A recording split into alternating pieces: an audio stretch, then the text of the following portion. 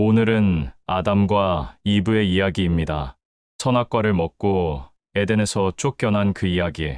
그런데 정말 우리가 그 이야기의 전부를 알고 있을까요? 사람들에게 성경의 가장 유명한 이야기 10가지를 물었을 때 놀랍게도 아담과 이브 이야기가 1위를 차지했습니다. 하지만 그 이야기를 안다고 답한 사람들 중 80% 이상이 성경에 없는 내용을 사실로 알고 있다고 합니다. 사과를 먹었다고 믿는 사람들, 뱀이 말을 했다고만 아는 사람들, 그리고 이브만 죄를 지었다고 생각하는 사람들까지요. 이것이 무엇을 의미할까요? 우리가 너무나 익숙하다고 생각하는 그 이야기 속에 우리가 전혀 모르고 있던 놀라운 진실들이 숨어 있다는 것입니다. 오늘 이 시간 여러분과 함께 그 비밀의 문을 열어보려 합니다. 성경의 첫 장, 창세기가 우리에게 전하는 진짜 메시지를 말입니다. 여러분, 왜 하나님은 수많은 이야기 중에 하필 남자와 여자의 창조 이야기로 성경을 시작하셨을까요? 왜 하필 동산이었을까요? 왜 하필 선악을 알게 하는 나무였을까요? 이 모든 질문들 뒤에는 하나님이 우리에게 전하고자 하시는 깊고도 놀라운 메시지가 담겨 있습니다. 창세기 1장 27절 말씀입니다. 하나님이 자기 형상 곧 하나님의 형상대로 사람을 창조하시되 남자와 여자를 창조하시고, 이 한 문장 속에 담긴 비밀을 오늘 여러분과 함께 파헤쳐 보겠습니다. 그리고 창세기 2장 7절에서는 이렇게 기록하고 있습니다.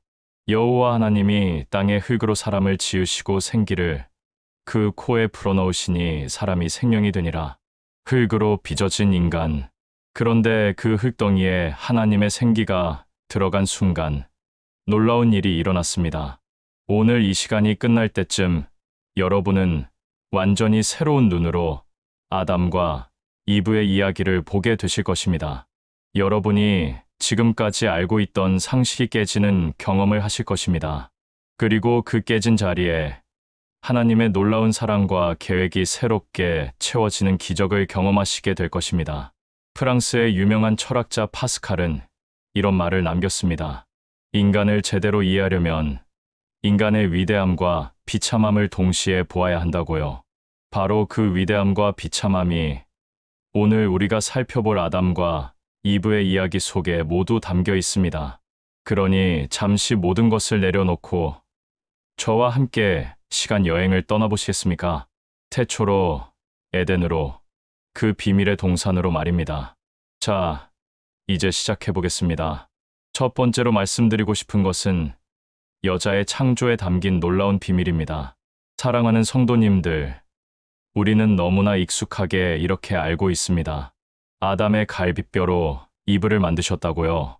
그런데 여기에 우리가 놓치고 있는 엄청난 비밀이 숨어 있습니다.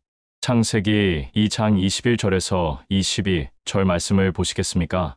여호와 하나님이 아담을 깊이 잠들게 하시니 잠들매 그가 그 갈비뼈 하나를 취하고 살로 대신 채우시고, 여호와 하나님이 아담에게서 취하신 그 갈비뼈로 여자를 만드시고 그를 아담에게로 이끌어 오시니, 여기서 갈비뼈라고 번역된 히브리어 단어가 무엇인지 아십니까? 첼라입니다. 그런데 성도님들, 이 단어가 성경 전체에서 40여 번 사용되는데 갈비뼈로 번역된 것은 딱 이 구절뿐입니다. 나머지는 모두 무엇으로 번역되었을까요? 측면, 한쪽 면, 부분이라는 뜻으로 사용되었습니다. 예를 들어 성막의 한쪽 면을 설명할 때, 또 건물의 측면을 설명할 때 바로 이 첼라라는 단어를 사용했습니다. 이것이 무엇을 의미할까요? 하나님께서는 아담의 작은 뼈 하나를 떼어낸 것이 아니라 아담의 한쪽 전체를 떼어내어 여자를 만드신 것입니다. 다시 말해, 원래 하나였던 존재를 둘로 나누신 것입니다. 그래서 창세기 1장 27절에서는 이렇게 말씀하고 계십니다.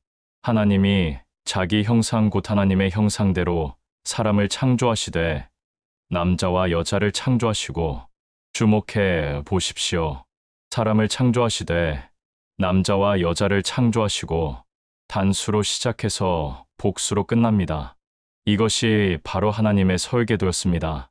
본래 하나였던 인간을 남자와 여자 둘로 나누신 것입니다. 그래서 아담은 이브를 보는 순간 이렇게 외쳤습니다. 창세기 2장 23절입니다. 이는 내 뼈 중에 뼈요 살 중에 살이라. 이것을 남자에게서 취하였은즉 여자라 부르리라. 히브리어 원문의 뉘앙스를 살리면 이렇습니다. 이번에는 드디어 이것이야. 내 뼈 중에 뼈요 살 중에 살이라. 왜 이렇게 감격했을까요? 하나님께서 온갖 동물들을 아담에게 이끌어 오셨지만 아담은 자기와 같은 존재를 찾지 못했기 때문입니다. 창세기 2장 20절 말씀입니다. 아담이 모든 가축과 공중의 새와들의 모든 짐승에게 이름을 주니라. 아담이 돕는 배필이 없으므로. 그런데 여자를 보는 순간 아담은 깨달았습니다. 이 사람이 바로 내가 잃어버렸던 나의 한쪽이구나. 내가 찾고 있던 바로 그 존재구나. 사랑하는 성도님들, 이것이 바로 결혼의 비밀입니다. 창세기 2장 24절 말씀입니다. 이러므로 남자가 부모를 떠나 그의 아내와 합하여 둘이 한 몸을 이룰지로다. 한 몸을 이룬다는 것은 단순히 육체적 결합만을 말하는 것이 아닙니다. 본래 하나였던 존재가 다시 하나로 돌아가는 것입니다. 예수님께서도 마태복음 19장 6절에서 이렇게 말씀하셨습니다. 그런즉 이제 둘이 아니요 한 몸이니 그러므로 하나님이 짝지어 주신 것을 사람이 나누지 못할지니라. 경기도 수원에 사시는 65세 김 모 권사님의 간증을 들어보시겠습니까? 권사님은 결혼 생활 40년 동안 남편과 수없이 다투셨다고 합니다. 성격도 다르고 생각도 다르고 모든 것이 달랐다고 하십니다. 그런데 어느 날 바로 이 말씀을 묵상하시다가 깨달으셨답니다. 남편이 바로 내게서 떼어진 나의 한쪽이구나. 그래서 우리가 이렇게 다를 수밖에 없구나. 왜냐하면 나는 오른쪽이고 남편은 왼쪽이니까. 나는 위를 보고 남편은 아래를 보니까. 하지만 함께 있을 때 비로소 완전해지는 것이구나. 그 깨달음 이후로 권사님의 결혼 생활이 완전히 달라졌다고 합니다. 남편의 다름을 인정하고 그 다름 속에서 하나님의 설계를 발견하게 되셨다고 하십니다. 성도님들, 이것이 바로 하나님께서 남자와 여자를 창조하신 목적입니다. 서로 다른 두 존재가 하나 되어 하나님의 온전한 형상을 드러내는 것입니다. 그래서 고린도전서 11장 11절에서 12절은 이렇게 말씀합니다. 그러나 주 안에는 남자 없이 여자만 있지 않고 여자 없이 남자만 있지 아니하니라. 여자가 남자에게서 난 것 같이 남자도 여자로 말미암아 났으나 모든 것은 하나님에게서 나느니라. 상호 의존성입니다. 남자도 여자도 홀로는 완전하지 못합니다. 함께 있을 때 하나님의 형상이 온전히 드러납니다. 여러분의 삶 속에서 이 진리를 어떻게 적용하실 수 있을까요? 만약 여러분이 결혼하셨다면 배우자를 바라보는 관점을 바꾸어 보십시오. 배우자는 여러분과 경쟁하는 상대가 아닙니다. 여러분을 완성시키는 존재입니다. 여러분에게서 떼어진 여러분의 한쪽입니다. 그래서 배우자가 여러분과 다를 수밖에 없는 것입니다. 그 다름을 인정하고 존중할 때 비로소 하나님께서 원하시는 한 몸의 연합이 이루어집니다. 만약 아직 결혼하지 않으셨다면 이 진리를 기억하십시오. 결혼은 단순히 좋은 사람을 만나는 것이 아닙니다. 하나님께서 짝지어 주신 여러분의 한쪽을 찾는 것입니다. 그러니 조급해하지 마십시오. 하나님께서 가장 좋은 때에 가장 좋은 방법으로 여러분의 한쪽을 인도해 주실 것입니다. 사랑하는 매일 성경 가족 여러분, 이것이 바로 여자 창조에 담긴 첫 번째 비밀입니다.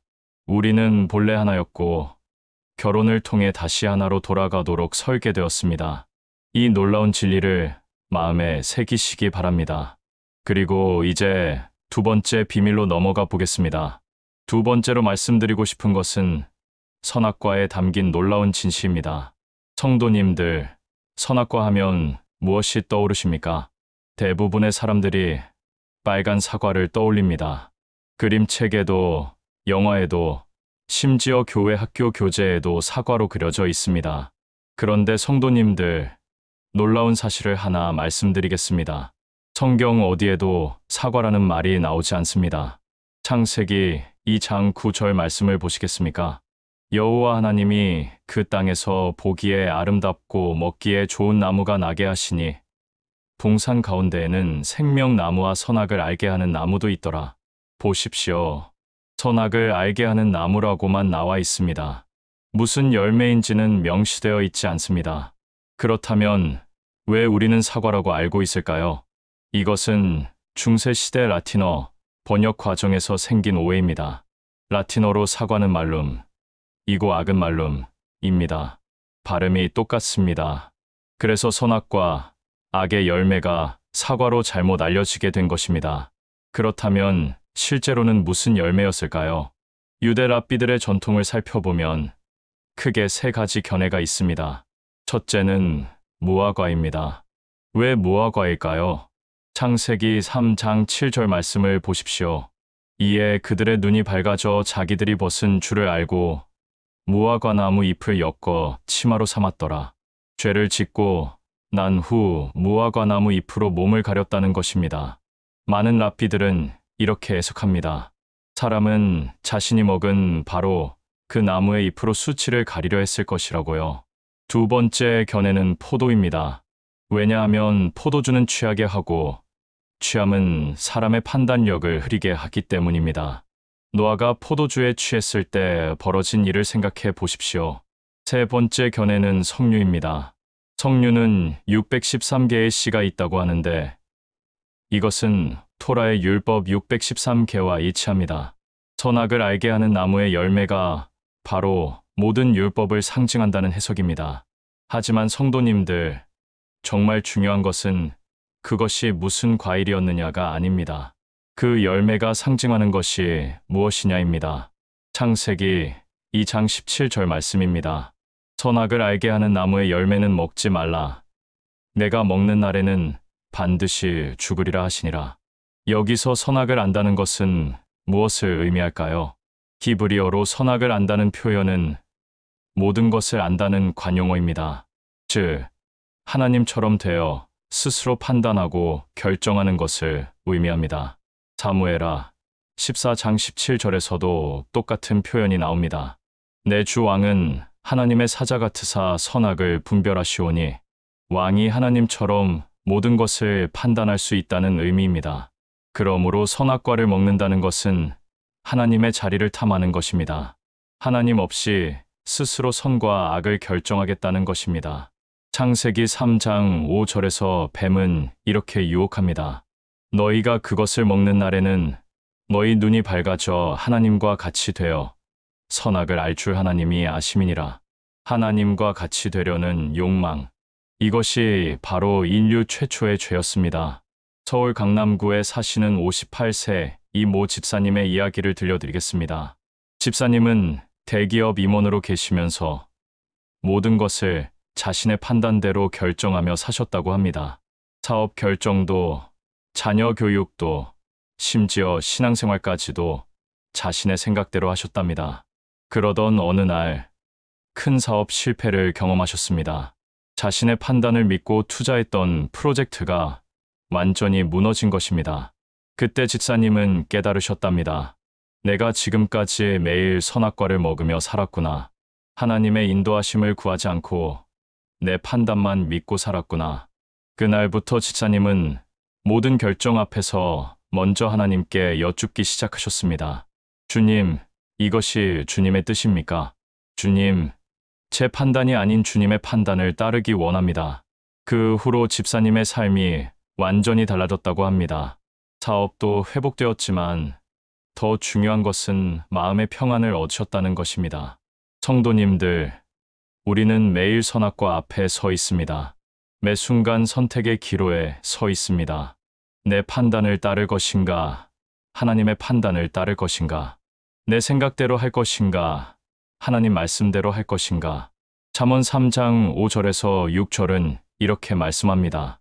내 마음을 다하여 여호와를 신뢰하고 내 명철을 의지하지 말라. 너는 범사의 그를 인정하라. 그리하면 내 길을 지도하시리라. 내 명철을 의지하지 말라. 이것이 핵심입니다. 우리의 판단, 우리의 지혜, 우리의 생각을 의지하지 말라는 것입니다. 대신 범사의 하나님을 인정하라고 말씀하십니다. 그러면 어떻게 됩니까? 하나님께서 우리의 길을 지도하십니다. 실제로 이것을 어떻게 적용할 수 있을까요? 아침에 일어나서 하루를 시작할 때 이렇게 기도해 보십시오. 주님, 오늘 제가 내릴 모든 결정을 주님께 맡깁니다. 제 생각이 아닌 주님의 생각으로 판단하게 하소서. 중요한 결정을 내려야 할 때 잠시 멈추고 물어보십시오. 주님이라면 어떻게 하실까? 성경 말씀은 이것에 대해 뭐라고 하실까? 이것이 바로 매일 선악과를 거부하고 생명나무를 선택하는 삶입니다. 창세기 2장 9절을 다시 보십시오.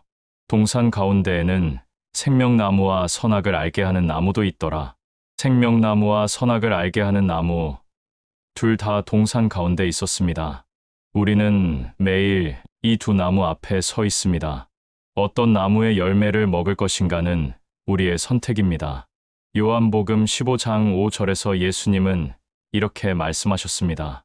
나는 포도나무여 너희는 가지라. 그가 내 안에, 내가 그 안에 거하면 사람이 열매를 많이 맺나니 나를 떠나서는 너희가 아무것도 할 수 없음이라. 예수님이 바로 생명나무이십니다. 우리가 예수님 안에 거할 때 생명의 열매를 맺습니다. 하지만 예수님을 떠나 우리 스스로 판단하려 할 때 그것이 바로 선악과를 먹는 것입니다.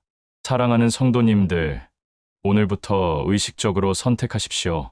내 판단 대신 하나님의 판단을, 내 생각 대신 하나님의 말씀을, 내 길 대신 하나님의 길을. 이것이 바로 선악과에 담긴 두 번째 비밀입니다. 그리고 이제 세 번째 놀라운 비밀로 넘어가겠습니다.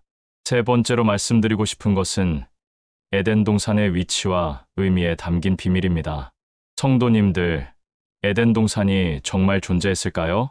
많은 사람들이 에덴 동산을 단순한 신화나 상징으로만 생각합니다. 하지만 성경은 에덴 동산의 위치를 놀랍도록 구체적으로 기록하고 있습니다. 창세기 2장 8절에서 14절 말씀을 함께 보시겠습니까? 여호와 하나님이 동방의 에덴에 동산을 창설하시고 그 지으신 사람을 거기 두시니라. 여호와 하나님이 그 땅에서 보기에 아름답고 먹기에 좋은 나무가 나게 하시니 동산 가운데에는 생명나무와 선악을 알게 하는 나무도 있더라. 강이 에덴에서 흘러나와 동산을 적시고 거기서부터 갈라져 내 근원이 되었으니 첫째의 이름은 비손이라. 금이 있는 하윌라 온 땅을 둘렀으며 그 땅의 금은 순금이요 그곳에는 베델리엄과 호마노도 있으며 둘째 강의 이름은 기온이라 구스 온 땅을 둘렀고 셋째 강의 이름은 히데겔이라 아수르 동쪽으로 흘렀으며 넷째 강은 유브라데더라. 보십시오. 얼마나 구체적입니까? 동방의 에덴이라는 지리적 위치가 나옵니다. 그리고 네 개의 강 이름까지 정확하게 기록되어 있습니다. 비손, 기온, 히데겔, 유브라데. 히데겔은 오늘날 티그리스 강입니다. 유브라데는 지금도 그 이름 그대로 유프라테스 강입니다. 이 두 강은 지금도 이라크를 흐르고 있습니다. 그렇다면 에덴 동산은 지금의 이라크 지역 어딘가에 있었다는 말입니까? 많은 성경학자들과 고고학자들이 이 질문을 연구해 왔습니다. 티그리스 강과 유프라테스 강이 만나는 지역, 지금의 이라크 남부 바스라 지역이 가장 유력한 후보지입니다. 이곳은 메소포타미아 문명의 발상지이기도 합니다. 인류 최초의 문명이 시작된 곳입니다. 우연일까요? 하지만 성도님들, 더 중요한 사실이 있습니다. 비손 강과 기온 강은 현재 찾을 수 없습니다. 왜 그럴까요? 창세기 7장 11절과 12절에 그 답이 있습니다. 노아가 600세 되던 해 2월 곧 그 달 17일이라 그날에 큰 기품의 샘들이 터지며 하늘의 창문들이 열려 40주야를 비가 땅에 쏟아졌더라. 노아의 홍수입니다. 전 세계를 뒤덮은 대홍수는 지형을 완전히 바꾸어 놓았습니다. 에덴 동산도 그 흔적이 사라졌습니다. 하지만 티그리스와 유프라테스 강은 홍수 이후에도 같은 이름으로 남아 있습니다. 이것이 우리에게 무엇을 말해줍니까? 에덴 동산은 실제로 존재했던 장소였다는 것입니다. 하지만 동시에 에덴 동산은 단순한 장소 이상의 의미를 가지고 있습니다. 창세기 3장 23절에서 24절 말씀입니다. 여호와 하나님이 에덴 동산에서 그를 내보내어 그의 근원이 된 땅을 갈게 하시니라. 이같이 하나님이 그 사람을 쫓아내시고 에덴 동산 동쪽의 그룹들과 두루 도는 불칼을 두어 생명 나무의 길을 지키게 하시니라. 에덴 동산에서 쫓겨난 인간, 그리고 그룹들과 불칼이 지키는 생명나무, 더 이상 에덴으로 돌아갈 수 없게 된 것입니다. 그런데 성도님들, 놀라운 사실을 하나 더 말씀드리겠습니다. 에덴이라는 단어의 의미가 무엇인지 아십니까? 히브리어로 에덴은 기쁨, 즐거움, 낙원이라는 뜻입니다. 하지만 더 깊이 들어가면 하나님과의 친밀한 교제를 의미합니다. 에덴 동산은 단순히 아름다운 정원이 아니었습니다. 하나님과 인간이 함께 거니는 곳이었습니다. 창세기 3장 8절 말씀을 보십시오. 그들이 그날 바람이 불 때 동산에 거니시는 여호와 하나님의 소리를 듣고 아담과 그의 아내가 여호와 하나님의 낯을 피하여 동산 나무 사이에 숨은지라. 하나님께서 동산에 거니시는 모습이 그려집니다. 에덴 동산은 하나님의 임재가 충만한 곳이었습니다. 하나님과 인간이 막힘없이 대화하고 교제하는 곳이었습니다. 그래서 에덴 동산은 장소를 넘어서 관계의 상태를 의미합니다. 하나님과의 완전한 교제, 완전한 사랑, 완전한 평안이 있는 상태입니다. 인천광역시에 사시는 62세 박모 권사님의 간증을 들려드리겠습니다. 권사님은 오랫동안 우울증으로 고생하셨다고 합니다.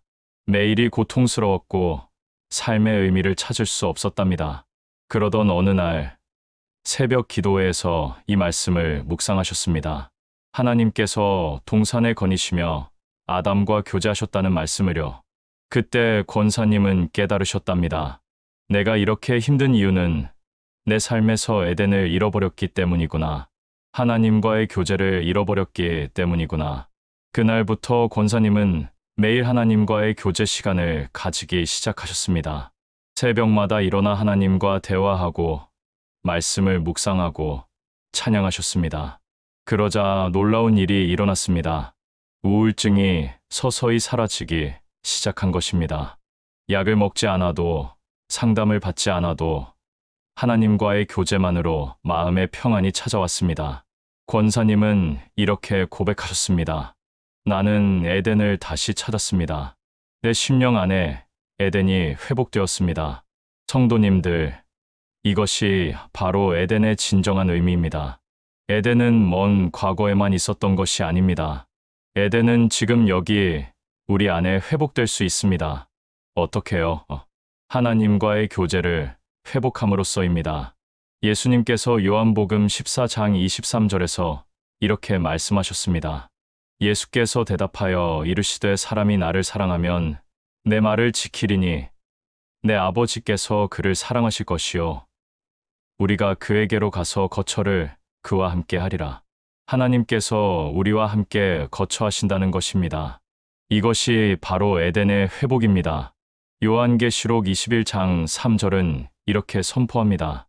내가 들으니 보좌에서 큰 음성이 나서 이르되 보라 하나님의 장막이 사람들과 함께 있음에 하나님이 그들과 함께 계시리니 그들은 하나님의 백성이 되고 하나님은 친히 그들과 함께 계셔서 미래의 새하늘과 새 땅에서 에덴이 완전히 회복될 것입니다. 하지만 그 에덴은 지금도 우리 안에서 시작될 수 있습니다. 실제로 어떻게 적용할 수 있을까요? 매일 하나님과 교제하는 시간을 가지십시오. 아침에 눈을 뜨면 가장 먼저 하나님께 말을 거십시오. 주님, 오늘도 주님과 함께 걷기 원합니다. 주님, 오늘 제 삶의 에덴이 되어 주소서. 하루 중간중간 잠시 멈추고 하나님의 임재를 의식하십시오. 주님께서 지금 여기 나와 함께 계신다는 사실을 기억하십시오. 마태복음 28장 20절에서 예수님은 약속하셨습니다. 볼지어다 내가 세상 끝날까지 너희와 항상 함께 있으리라. 예수님께서 지금도 우리와 함께 계십니다. 우리가 그 사실을 의식하고 그분과 교제할 때 우리 삶의 에덴이 회복됩니다. 잠자리에 들 때 하루를 하나님께 보고하십시오. 주님, 오늘 하루도 주님과 함께 걸었습니다. 감사합니다. 이것이 바로 에덴 동산에서 하나님과 함께 거닐던 그 삶의 회복입니다. 에스겔 28장 13절에서는 이렇게 말씀합니다. 내가 옛적에 하나님의 동산 에덴에 있어서 에덴은 하나님의 동산입니다. 하나님께서 계신 곳, 하나님의 영광이 충만한 곳입니다. 시편 16편 11절 말씀입니다. 주께서 생명의 길을 내게 보이시리니 주의 앞에는 충만한 기쁨이 있고 주의 오른쪽에는 영원한 즐거움이 있나이다. 하나님의 앞, 하나님의 오른쪽, 바로 그곳이 에덴입니다. 사랑하는 성도님들, 우리는 에덴을 잃어버렸지만 예수님을 통해 에덴으로 돌아가는 길이 열렸습니다. 히브리서 10장 19절에서 20절은 이렇게 말씀합니다. 그러므로 형제들아, 우리가 예수의 피를 힘입어 성소에 들어갈 담력을 얻었나니 그 길은 우리를 위하여 휘장 가운데로 열어놓으신 새로운 살 길이요. 휘장은 곧 그의 육체니라. 예수님의 십자가가 에덴으로 가는 새로운 길을 열어주셨습니다. 그룹들과 불칼이 지키던 그 길이 이제 예수님의 피로 열렸습니다. 이것이 바로 에덴 동산의 위치와 의미에 담긴 세 번째 비밀입니다. 에덴은 과거의 장소가 아니라 지금 여기 회복될 수 있는 하나님과의 관계입니다. 그리고 이제 마지막 네 번째 비밀을 함께 살펴보겠습니다. 네 번째로 말씀드리고 싶은 것은 첫 아담과 마지막 아담의 비밀입니다. 성도님들, 왜 성경은 하필 아담과 이브의 이야기로 시작할까요? 단순히 첫 사람의 역사를 기록하기 위해서일까요? 아닙니다. 여기에는 하나님의 놀라운 구속 계획이 숨어 있습니다. 고린도전서 15장 45절에서 47절 말씀을 보시겠습니까? 기록된 바 첫 사람 아담은 생명이 되었다. 함과 같이 마지막 아담은 살려주는 영이 되었나니 그러나 먼저는 신령한 사람이 아니요 육의 사람이요 그 다음에 신령한 사람이니라.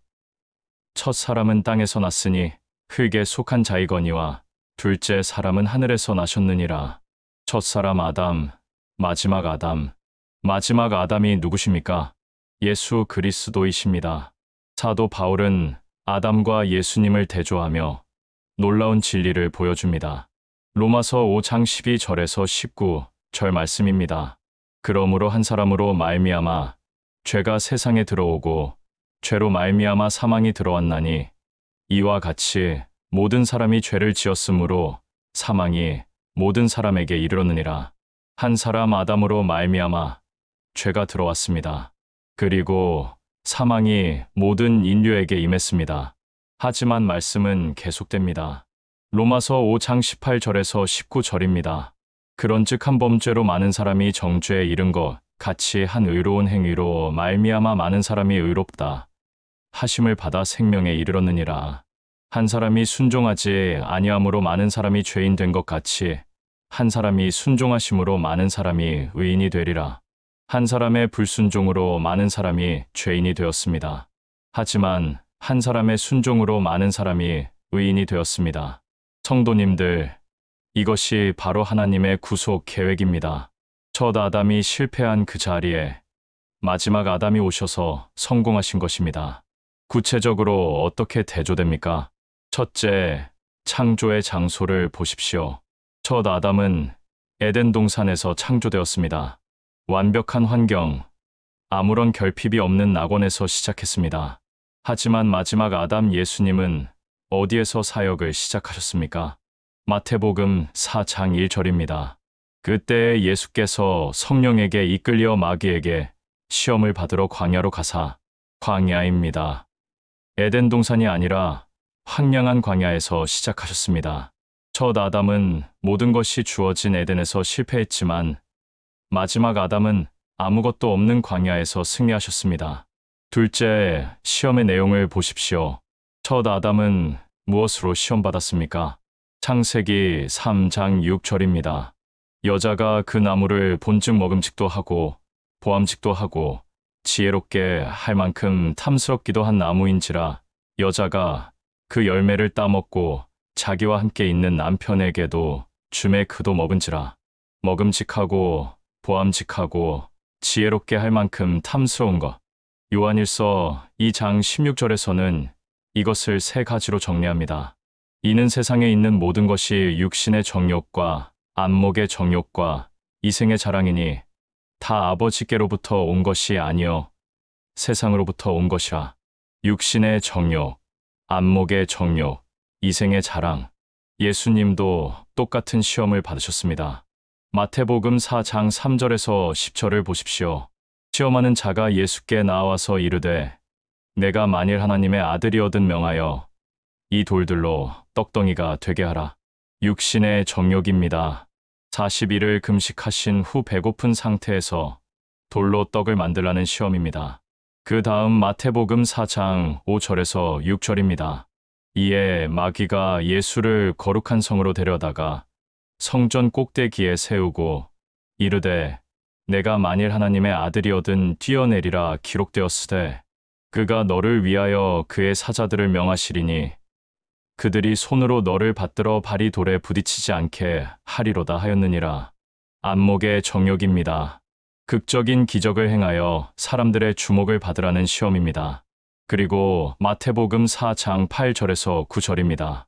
마귀가 또 그를 데리고 지극히 높은 산으로 가서 천하 만국과 그 영광을 보여 이르되 만일 내게 엎드려 경배하면 이 모든 것을 내게 주리라.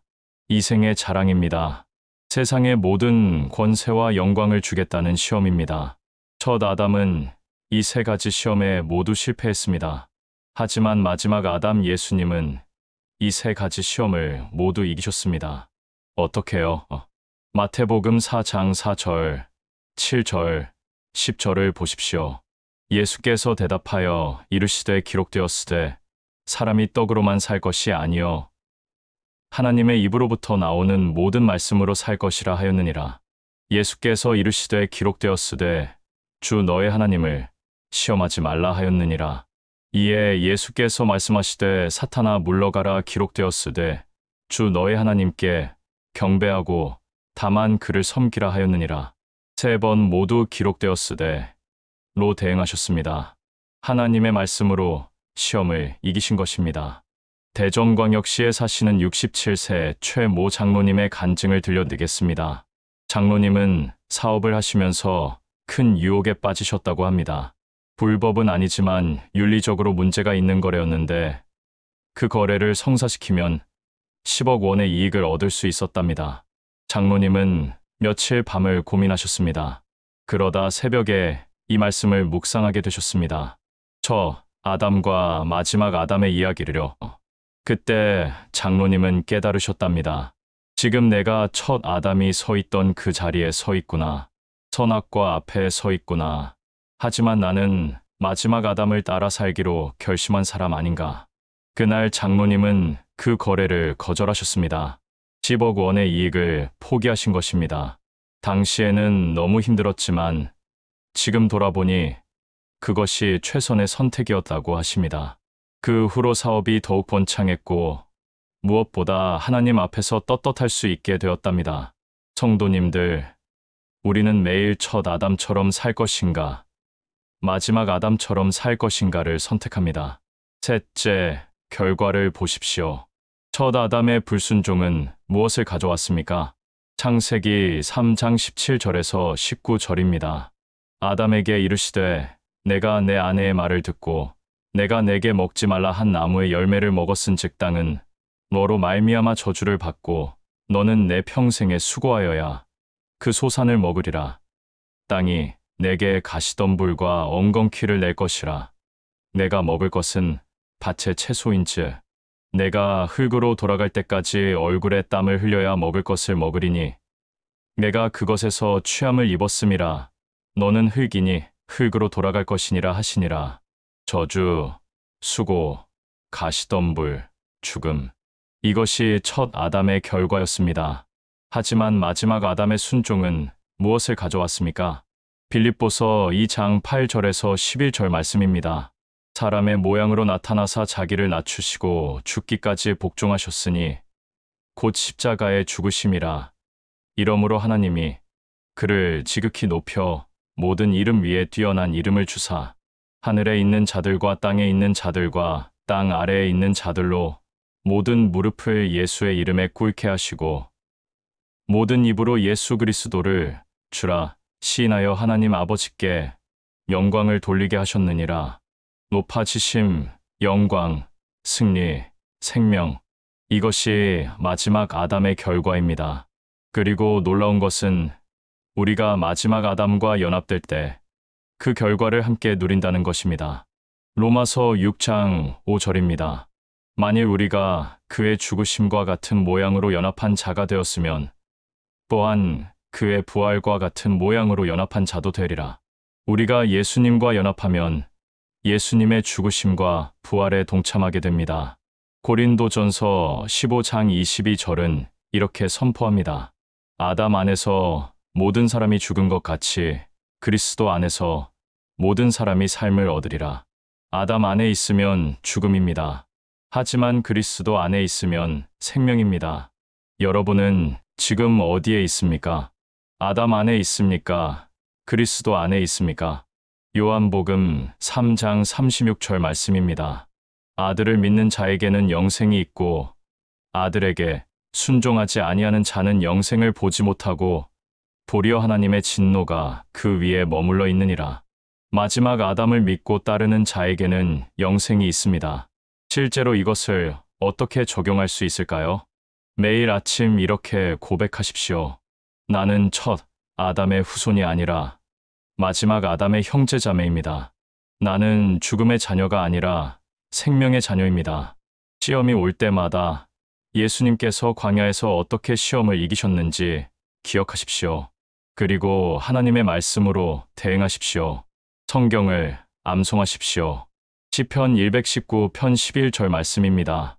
내가 주께 범죄하지 아니하려 하여 주의 말씀을 내 마음에 쌓아두었나이다. 말씀을 마음에 쌓아두면 시험이 올 때 그 말씀이 방패가 됩니다. 에베소서 6장 17절은 이렇게 말씀합니다. 구원의 투구와 성령의 검, 곧 하나님의 말씀을 가지라. 하나님의 말씀이 우리의 유일한 무기입니다. 예수님께서 사용하신 그 무기를 우리도 사용해야 합니다. 또한 우리의 정체성을 분명히 하십시오. 나는 누구입니까? 첫 아담의 후손입니까? 마지막 아담의 형제자매입니까? 갈라디아서 2장 20절 말씀입니다. 내가 그리스도와 함께 십자가에 못 박혔나니 그런즉 이제는 내가 사는 것이 아니요 오직 내 안에 그리스도께서 사시는 것이라. 이제 내가 육체 가운데 사는 것은 나를 사랑하사 나를 위하여 자기 자신을 버리신 하나님의 아들을 믿는 믿음 안에서 사는 것이라. 우리는 그리스도와 함께 죽고 그리스도와 함께 사는 사람들입니다. 옛사람 곧 첫 아담의 성품은 십자가에 못 박혔습니다. 이제 우리 안에는 마지막 아담이 사십니다. 고린도후서 5장 17절 말씀입니다. 그런즉 누구든지 그리스도 안에 있으면 새로운 피조물이라. 이전 것은 지나갔으니 보라 새 것이 되었도다. 새로운 피조물입니다. 첫 아담의 옛 창조가 아니라 마지막 아담의 새 창조입니다. 부산광역시에 사시는 55세 정모 집사님의 간증입니다. 집사님은 오랫동안 분노, 조절 장애로 고생하셨다고 합니다. 작은 일에도 화를 내고 가족들에게 상처를 주는 일이 반복되었답니다. 본인도 괴로웠지만 어쩔 수 없었다고 하십니다. 그러던 어느 날 이 말씀을 듣게 되셨습니다. 첫 아담과 마지막 아담의 이야기를요. 그때 집사님은 깨달으셨답니다. 내 안에 첫 아담의 성품이 아직 살아있구나. 분노하고 통제하려 하고 자기중심적인 첫 아담의 모습이. 하지만 나는 이미 그리스도와 함께 십자가에 못 박힌 사람 아닌가. 그날부터 집사님은 화가 날 때마다 이렇게 고백하셨습니다. 첫 아담은 죽었고 이제는 내 안에 그리스도께서 사신다. 그리스도의 온유함으로 반응하겠다. 처음에는 쉽지 않았지만 계속 고백하고 훈련하시자 놀라운 변화가 일어났습니다. 분노가 점점 줄어들고 온유함이 자라기 시작한 것입니다. 지금 집사님은 가족들에게 완전히 다른 사람이 되었다는 말을 듣는다고 하십니다. 성도님들, 이것이 바로 마지막 아담의 능력입니다. 우리를 변화시키는 능력입니다. 넷째, 회복의 소망을 보십시오. 첫 아담은 에덴에서 쫓겨났습니다. 그리고 그룹들과 불칼이 생명나무로 가는 길을 막았습니다. 더 이상 에덴으로 돌아갈 수 없었습니다. 하지만 마지막 아담은 무엇을 하셨습니까? 요한계시록 22장 2절에서 이 절 말씀을 보십시오. 그가 수정같이 맑은 생명수의 강을 내게 보이니 하나님과 및 어린 양의 보좌로부터 나와서 길 가운데로 흐르더라. 강 좌우에 생명나무가 있어 12가지 열매를 맺되 달마다 그 열매를 맺고 그 나무 잎사귀들은 만국을 치유하기 위하여 있더라. 생명나무가 다시 나타납니다. 그리고 요한계시록 22장 14절입니다. 그 두루마기를 빠는 자들은 복이 있으니 이는 그들이 생명나무에 나아가며 문들을 통하여 성에 들어갈 권세를 받으려 함이로다. 생명나무에 나아갈 권세가 회복되었습니다. 누구에게요? 그 두루마기를 빠는 자들, 즉 예수 그리스도의 피로 씻음 받은 자들입니다. 요한계시록 7장 14절 말씀입니다. 내가 말하기를 내 주여 당신이 아시나이다 하니 그가 나에게 이르되 이는 큰 환난에서 나오는 자들인데 어린 양의 피에 그 옷을 씻어 희게 하였느니라. 예수님의 피가 우리를 희게 합니다. 그리고 생명나무로 가는 길을 다시 열어줍니다. 히브리서 10장 19절에서 20절을 다시 한번 보십시오. 그러므로 형제들아, 우리가 예수의 피를 힘입어 성소에 들어갈 담력을 얻었나니 그 길은 우리를 위하여 휘장 가운데로 열어놓으신 새로운 살 길이요. 휘장은 곧 그의 육체니라. 새로운 살 길이 열렸습니다. 에덴으로 돌아가는 길이 열렸습니다. 생명나무로 가는 길이 열렸습니다. 어떻게요? 예수님의 찢어진 육체를 통해서입니다. 십자가를 통해서입니다. 사랑하는 성도님들, 이것이 바로 복음의 핵심입니다. 첫 아담이 잃어버린 모든 것을 마지막 아담이 회복시켜 주셨습니다. 첫 아담이 닫아버린 문을 마지막 아담이 다시 열어주셨습니다. 첫 아담이 가져온 죽음을 마지막 아담이 생명으로 바꾸어 주셨습니다. 고린도전서 15장 57절 말씀입니다. 우리 주 예수 그리스도로 말미암아 우리에게 승리를 주시는 하나님께 감사하노니 승리를 주시는 하나님께 감사합니다. 우리는 더 이상 패배자가 아닙니다. 첫 아담처럼 넘어지는 자들이 아닙니다. 우리는 마지막 아담 안에서 승리하는 자들입니다. 실제로 이것을 어떻게 적용할 수 있을까요? 매일 십자가를 묵상하십시오. 예수님께서 나를 위해 무엇을 하셨는지 기억하십시오. 십자가 위에서 나의 죄를 담당하셨습니다. 나 대신 저주를 받으셨습니다. 나를 위해 생명을 내어주셨습니다. 갈라디아서 3장 13절 말씀입니다. 그리스도께서 우리를 위하여 저주를 받은 바 되사 율법의 저주에서 우리를 속량하셨으니 기록된 바 나무에 달린 자마다 저주 아래에 있는 자라 하였음이라. 예수님께서 나무에 달려 저주를 받으심으로 우리를 저주에서 구원하셨습니다. 십자가가 저주받은 나무에서 생명나무로 바뀐 것입니다. 또한 날마다 예수님과 동행하십시오.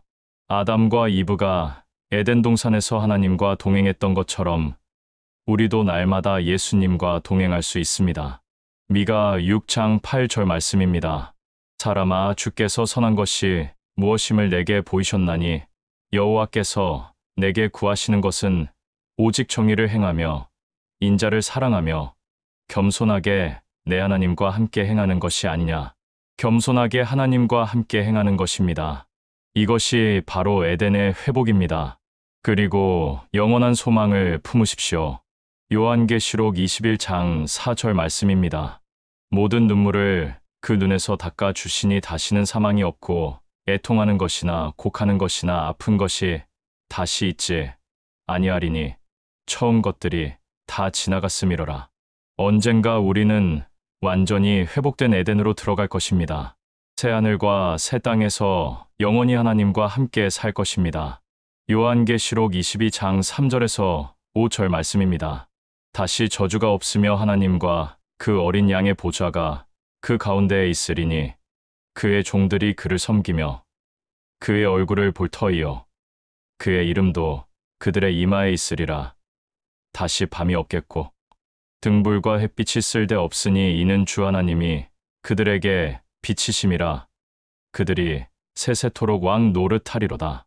다시 저주가 없고 하나님의 얼굴을 보며 세세토록 왕 노릇하는 것입니다. 이것이 바로 우리를 기다리는 미래입니다. 첫 아담이 잃어버린 모든 것이 완전히 회복되는 날입니다. 사랑하는 매일 성경 가족 여러분, 이것이 바로 첫 아담과 마지막 아담의 비밀입니다. 우리는 첫 아담 안에서 태어났지만 마지막 아담 안에서 거듭났습니다. 우리는 첫 아담의 죄를 물려받았지만 마지막 아담의 의를 선물로 받았습니다. 우리는 첫 아담의 죽음 아래 있었지만 마지막 아담의 생명 안으로 옮겨졌습니다. 할렐루야, 감사합니다. 이제 오늘 말씀을 정리하며 마무리하겠습니다. 사랑하는 성도님들, 매일 성경 가족 여러분, 오늘 우리는 함께 아담과 이브, 그리고 에덴의 비밀을 살펴보았습니다. 우리가 너무나 익숙하게 알고 있다고 생각했던 그 이야기 속에 얼마나 놀라운 진리들이 숨어 있었습니까? 다시 한번 정리해 보겠습니다. 첫 번째로 여자의 창조에 담긴 비밀을 보았습니다.